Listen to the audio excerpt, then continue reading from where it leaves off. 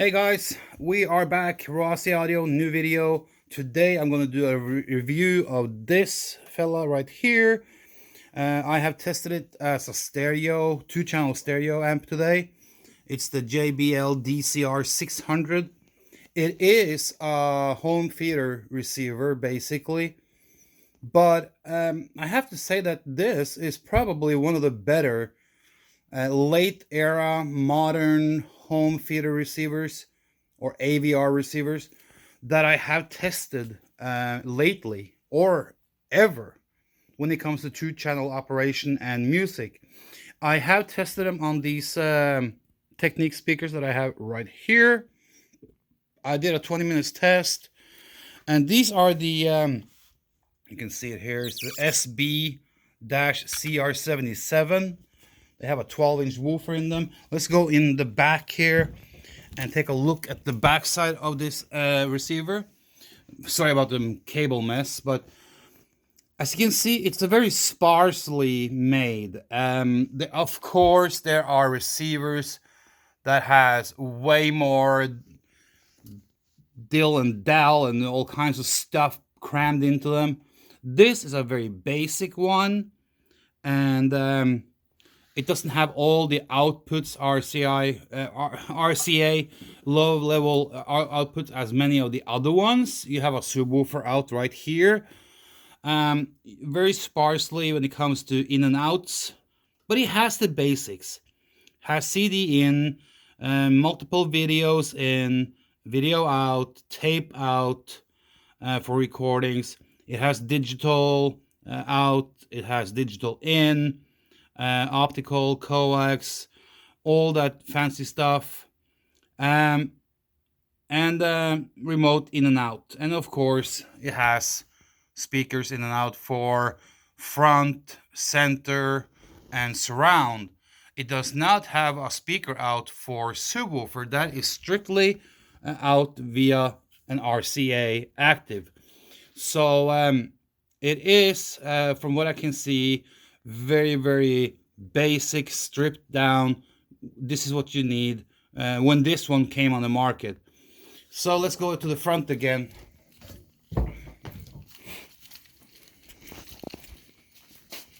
Oh, so I sat here and I listened to it, and I have to say, like I said, I didn't know what to expect when I hooked it up and started playing. I played a few different genres. I used the CD input with one of those cables that has a small 3.5 millimeter quarter jack that goes to RCA, and I hooked it up to my phone and I played music via YouTube. Yes, I know, not the best quality, very compressed sound. But I wanted to see how, because that's how I test many of my things, because it's easy hookup, it's easy to do. And of course, I've done that with the other ones in the past, so I wanted to do the same, so I could at least give it a fair try to compare them. And I've tested everything from Sherwood, Onkyo, Yamaha, Toshiba, JVC, Harman Kardon, Denon, and so on and so on. So how do these ones stack up against those? And how does it stack up against a normal, regular two-channel power amplifier? Well, the JBL DCR600 has a very good look. I have to say, let's start with the cosmetics on it. It has a nice layout. Let's go closer. I like the layout. I like the looks. It doesn't look flashy. It doesn't look like made on a fantastic whim by someone on tripping on LCD or LSD. I mean, like many of the other receivers are. You know, many of these other receivers has this fancy look. They have all kinds of flashing lights, all kinds of stuff put in the back and on the front. And they just look very, very, very busy and very, very confusing for many. This one has a very straightforward layout, very straightforward cosmetic look. And I like it. I like it a lot. I like the color they chose. They chose kind of like a gunmetal gray. And I like that because most others are just black. And it's so boring many times because it doesn't matter what kind of AVR receiver you get, they are black. So they have chosen gray, gunmetal gray, with teal or green or whatever you want to call display colors mixed with some red. So it looks very good, and you can easily see the dials even from, I'm about maybe 9-10 feet away now, and I can easily see the dial. I can easily see the anything that shows up on the LCD screen on the inside. So that I give them good props for. When it comes to size and weight, definitely the weight and the size should command what they put in there as specifications. It weighs quite a bit. It's heavy, so that's good. It has a lot of space inside, easy to cool down. It has good cooling flow, and it's very nicely designed. I like the design both on the inside and on the outside, so that's good. Now let's get to the power, the sound, and operational use. Well, I have to say that operating this one, I don't have the remote control for it, so I don't know how that one looks. I haven't looked it up to see. I might have to go and get one if I not just sell it the way it is, because you can use universal remotes if you buy one for $5. But so I can't really speak to the operational or functional side of things when it comes to the remote control. So I have to deal with it face value and the faceplate, because that's where I'm operating it from. Volume control, very nice, very tight, not too tight, not too loose. Has a very good feel to it. It goes from like high dB and down to 0 dB as the sound increases and gets louder, and then it goes from zero. It goes from minus to 0, and then if you turn the volume knob even more, it starts on the plus. So it goes +1, +2, and so on and so on. Most amplifiers and most receivers, they start high, like 90, 88 or 90 dB. That's the lowest, because it's kind of like a muting thing.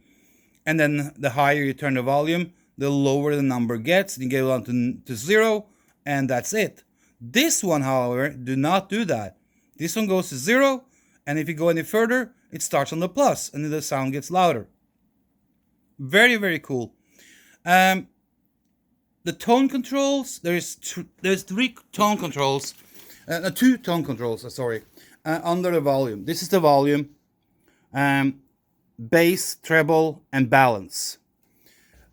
They're very quality feel to the controls when you turn them and you use them, so that's a big plus.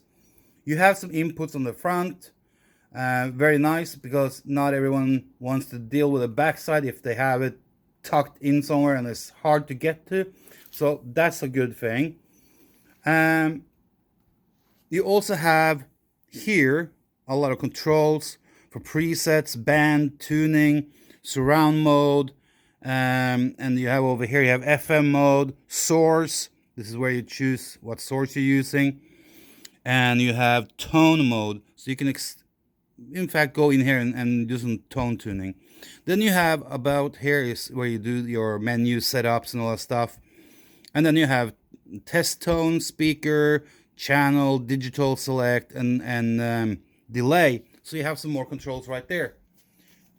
So it has what you need for basic operation, and every button and even if it's like a push button or rotary button, like the wheels that you turn around, everything feels high quality. It feels well built. So that's good, but I didn't expect anything less from a JBL product. When JBL put their name on something, you should expect good to high quality, and that's what you get here for operational and the feel of it and stuff like that. And this one is not by any stretch of imagination new. This one have some years on its back, so even after being used for many years, it still feels tight. It feels good, so that's a good quality sign. And I have had Onkyos, Yamahas, and Harman Kardons that are not even in the same quality feel after many years of use. So that's good. Power and sound. Well, I was kind of expecting the typical AVR sound from it. I have to say, right off the bat, when I plugged it up and started playing, I was like, "This is gonna be another AVR receiver, typical sound like that." But I have to say, it didn't. It kind of surprised me in a positive direction. This JBL DCR600, I can just tell you right away that it has the power that it says. This is one of those AVR receivers that have some power ratings listed, and you go like, yeah, whatever.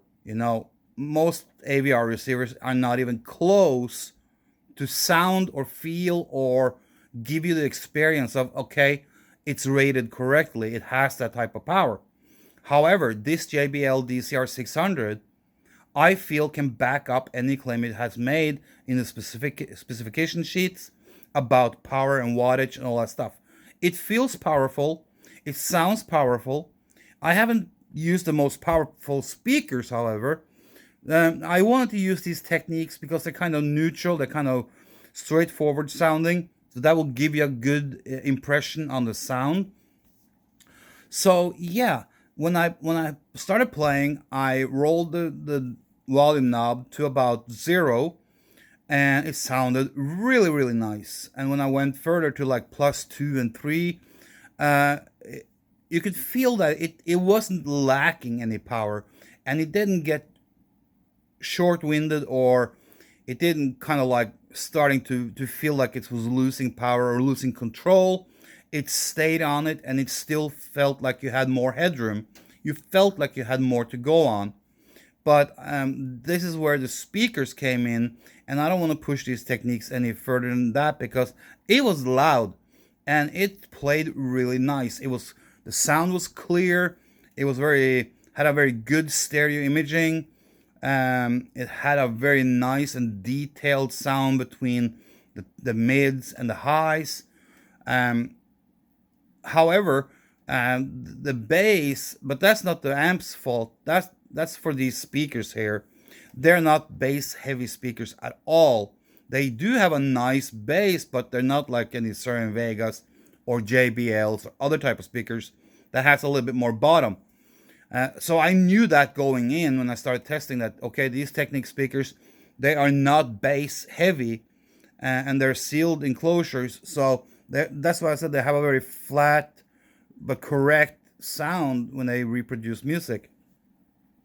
But I felt that the JBL had more to give, even at +2 and +3.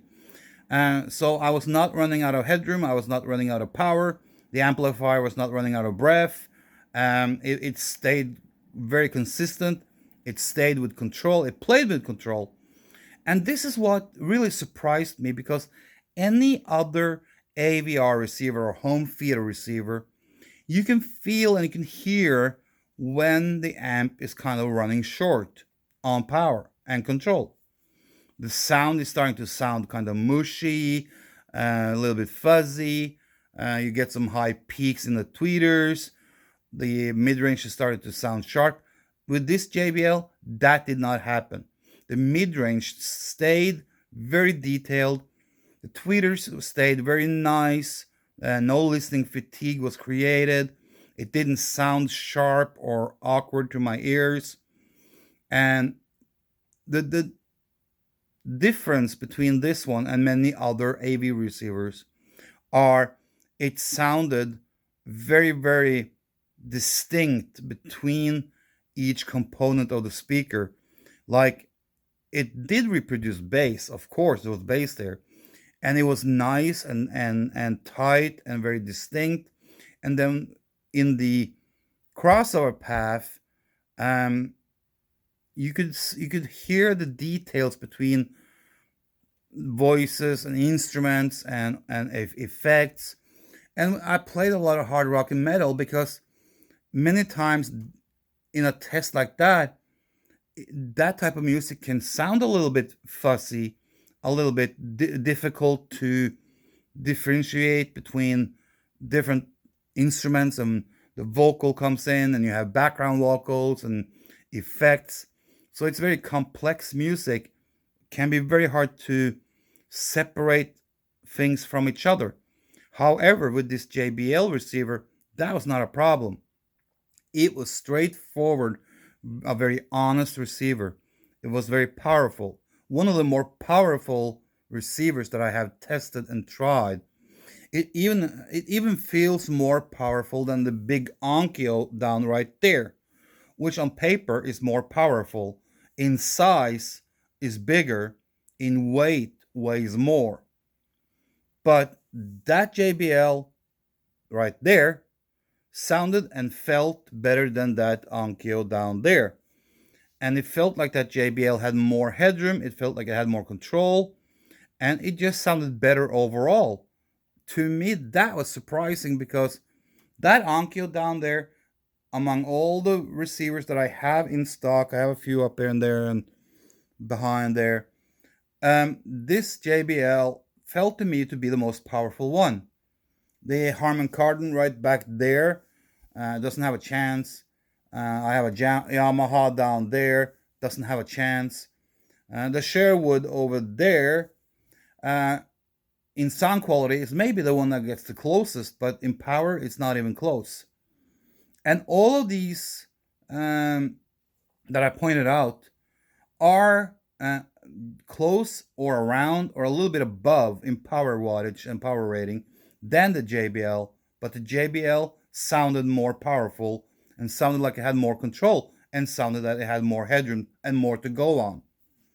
So, how do I rate this JBL? Well, if you find one, you can find them for anywhere between 80 and 150 bucks, and they're well worth it. These are well worth anywhere between 80 and 150 bucks. I would say 150 bucks is not even to charge too much.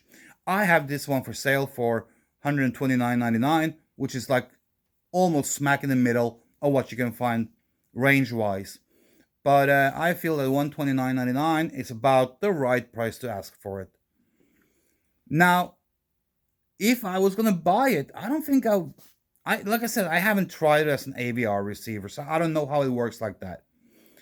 Maybe the gap gets closer with the other ones when you use it for what it's intended to, which is movies and home theater. Maybe the gap gets closer, but I doubt it because it felt powerful. But as a two-channel receiver, a two-channel amp, yes, you could drive some small, medium sized speakers or even big, efficient speakers really good and really nicely. So if I was going to buy one of these, I think I would buy it and use it as a two-channel amp or two-channel receiver instead of using it as a home theater, just because home theater has come so far since this one was on the market. You know, who is using 5.1 anymore? Even though I liked 5.1, but today it's more normal with 7.1, 7.2, 9.1, 9.2, and there is more and bigger systems coming. So this one is kind of like outdated for home theater use. So I recommend if you buy one, uh, buy it for two-channel use, and you could add an active subwoofer to it to get the bottom end that you want. So if you have mid-sized speakers, small speakers, or even bigger speakers that are very efficient, yes, this JBL will do the work. Can it be compared to a two-channel power amp? Depends on the power amp. Sometimes I would say yes. Most likely, if you go for the bigger ones, no. There is a difference there, but it's very close, and it is one of the better AVR receivers I have tested when it comes to power and sound. Is there any AVR receivers out there with more bells and whistles and options and ins and outs and all kinds of shit? Yes, there is. If that's what you're looking for, then look for something else. If you just want good sound with a relatively good amount of power, yes, then this JBL is absolutely an option. And if you are on a budget, yes, this is maybe one of the better budget finds that you can find, both when it comes to the AVR receivers and two channel receivers, and maybe even smaller power amps. 40, 50 watt per channel power amps. I feel it's probably not going to be able to do the same as this one. Of course, depending on brand, but in the same price range. That's where you have to look. You can take $1,000 50 watt per channel power amp, and yes, it's probably going to sound better. But you have to kind of like compare oranges to oranges and apples to apples. And in this case, that would mean price and power. So if you can find something that is in the same power range for around 100, 125, 130 bucks, that's where you have to compare them to each other. Um, so is this a product that I recommend? Absolutely. I was positively surprised by this JBL DCR600, and I would not hesitate to recommend it. Is it going to drive big Certain Vegas to earthquake shaking results? Probably not. Will it drive efficient Certain Vega speakers in a good way? I feel it will. I think it will. And I will test it later on with that, unless it sells before I can do it. But I think that this one is a good match for maybe some 10-inch Certain Vegas, some 8-inch Certain Vegas, and even some of the 12-inch models from Certain Vegas. I think it will be a good match. Like I said, it's not going to be earthquake shaking result, but it will be a good result. So if you are just looking for an amp that it will have good control on things, have good sound, absolutely look for a JBL DCR600. I give it 2 thumbs up, and happy hunting. See you later.